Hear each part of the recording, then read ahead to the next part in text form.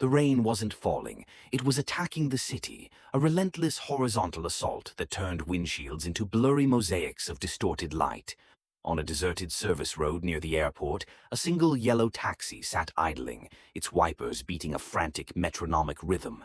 Inside, the driver, a man known only as Tom, stared blankly ahead, his fingers tapping a silent count on the steering wheel. His eyes, reflecting the gloomy dashboard lights, held the weary emptiness of someone who had seen too many last journeys. His next pickup was already walking toward the cab, a young man named Gary, struggling with a suitcase and a broken umbrella. Gary's flight had been cancelled, his phone was dead, and this taxi was a miracle. He slid into the back seat with a sigh of relief, dripping water onto the worn leather. He gave the address of his hostel. Tom simply nodded, and the taxi pulled into the storm without another word. The cab was silent. The radio was off. The only sounds were the drumming rain, the swish of the wipers, and the low hum of the engine. Tom drove not by maps, but by an instinct that bypassed all known routes. He took turns into narrower, darker alleys that Gary didn't recognize. When Gary leaned forward to question the route, he caught Tom's eyes in the rearview mirror. They weren't looking at the road, they were looking through Gary, with a profound, unsettling pity. A coldness that had nothing to do with the rain seeped into Gary's bones. He noticed details then. The taxi's meter wasn't running.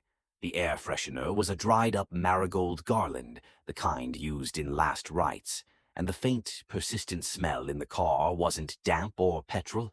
It was the cloying scent of temple flowers and camphor, the aroma of a funeral. Tom had carried this curse or this duty for 5 years. It began the night he himself had cheated death, a truck missing him by inches. Since then, he could feel them, the people with the invisible clock ticking over their heads. A cold spot in the air around them, a whisper only he could hear.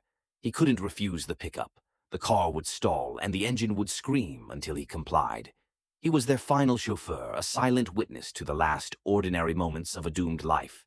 The taxi finally stopped, not at Gary's hostel, but outside a large old hospital, its emergency entrance glowing red in the downpour. Gary was confused, then angry. "This isn't where I said," he exclaimed. Tom finally spoke, his voice a gravelly whisper without turning around. "Check your phone. One last time." Fumbling, Gary found a forgotten old charger. He plugged in his dead phone and waited. It flickered to life. A barrage of notifications flooded the screen, dozens of missed calls from an unknown number, and one text message sent hours ago from his girlfriend's number.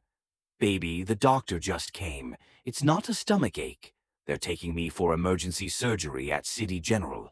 I'm so scared. Please come." City General, this very hospital.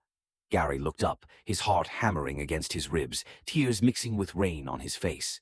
The back seat was empty. Tom was gone. The taxi's engine was stone-cold dead. Through the rain-streaked window, Gary saw a figure in a yellow raincoat, Tom, walking slowly into the hospital's looming shadow. He wasn't heading toward the entrance, but around the back, toward the mortuary's silent ramp. He wasn't dropping off the doomed,